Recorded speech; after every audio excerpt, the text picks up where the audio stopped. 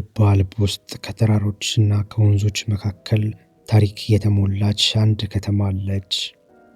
900 ዓመት ያስቆጠረች ትንሽዬ ከተማ አለች። ይቺ ትንሽ ከተማ በጣም ትልቅ ታሪክ ያላት ከተማ ናት። እቺን ከተማ ለ900 ዓመት ያላትን ታሪክ ዛሬ እናያለን።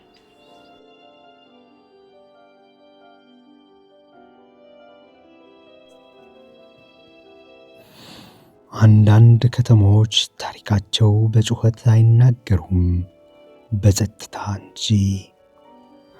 በአሮጌ ድንጋዮች ላይ፣ በተራሮች ጥላ ውስጥ እና በሸለቆ ውስጥ የሚፈስ ወንዝ ላይ።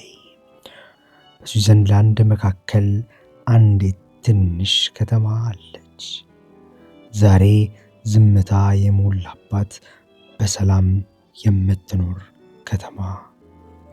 ግን ከከተማዋ ላይ አንድ ትልቅ ካስትል ቆሟል። እሱ ከ900 ዓመታት በላይ ይህን ሸለቆ እየተመለከተ ነው። ከተማው ከመቶዎች ዓመታት በፊት ይህ ቦታ ከተማ አልነበረም፣ ተፈጥሮ ብቻ ነበር። ከፍ ያሉ ተራራዎች፣ አረንጓዴ ሜዳዎች እና በሸለቆ ውስጥ የሚፈስ ወንዝ።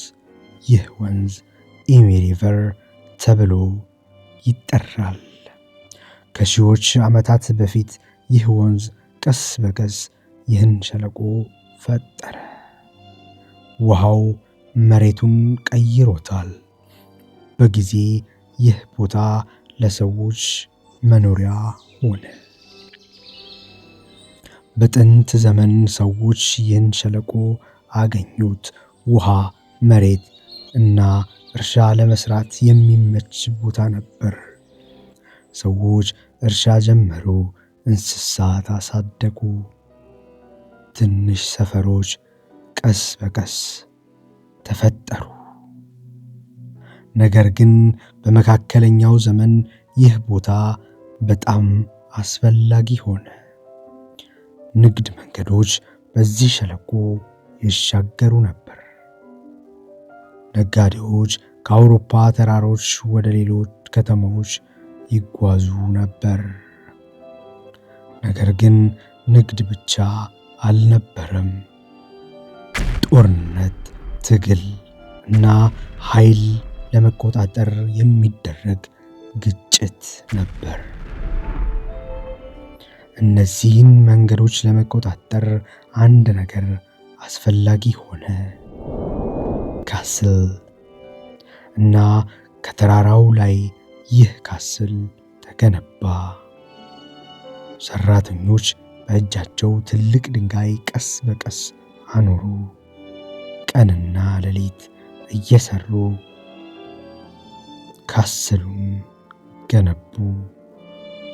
ዓመታት አለፈ እና በመጨረሻ ከተማውን የሚጠብቅ አንድ ታላቅ ካስል ተፈጠረ። ዛሬ ብሩክዶርፍ ጸጥ ያለች ከተማ ትመስላለች፣ ግን ከተማዋ ውስጥ ታሪክ አሁንም ይናገራል። በድንጋዮቹ፣ በመንገዶቹ እና በካስሉ። ካስሉ ከተገነባ በኋላ ይህ ቦታ ቀስ በቀስ ተቀየረ። ከተማ መሆን ጀመረ። ነጋዴዎች መጡ፣ እርሻ ሰዎች መጡ፣ ሰራተኞች መጡ። እነሱ ሁሉ በካስሉ ጥላ ስር አዲስ ሕይወት ጀመሩ። ይህ ከተማ ዛሬ እኛ የምናውቀው ብሩክዶርፍ ሆነች።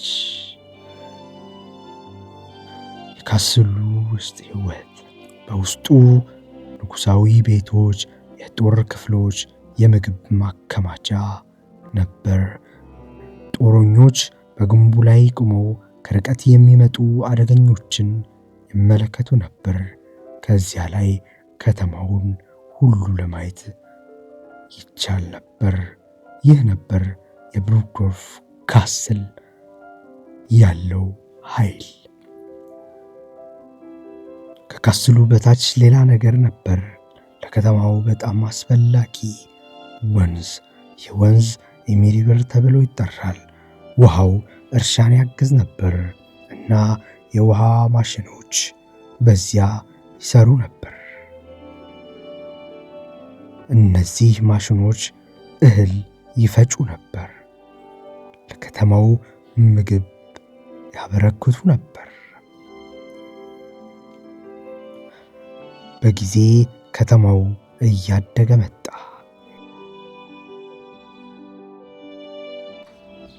ግን አንድ ጥያቄ አለ። ይህ ከተማ እንዴት ተመሰረተ? እስካሁንስ እንዴት ቀጠለ?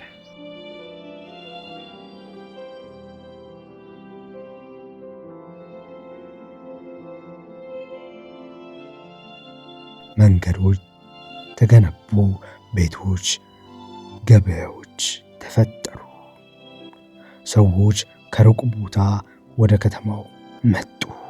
እዚህ ንግድ፣ ሥራ እና ዕድል ነበር። ግን ታሪክ ሁልጊዜ ሰላም አይደለም። ብዙ ጊዜ ካስሉ ጦርነት አየ። ተቃዋሚ ኃይሎች ይህን ከተማ ለመቆጣጠር ይፈልጉ ነበር፣ ምክንያቱም ይህ ቦታ የንግድ መንገድ መስቀል ነበር። ዛሬ እኛ በመንገዶች ላይ ሲንቀሳቀሱ ምናልባት ይህን ታሪክ እንሰማለን። ግን ታሪኩ አሁንም እዚህ አለ፣ በአሮጌ ቤቶች፣ በካስሉና በወንዙ።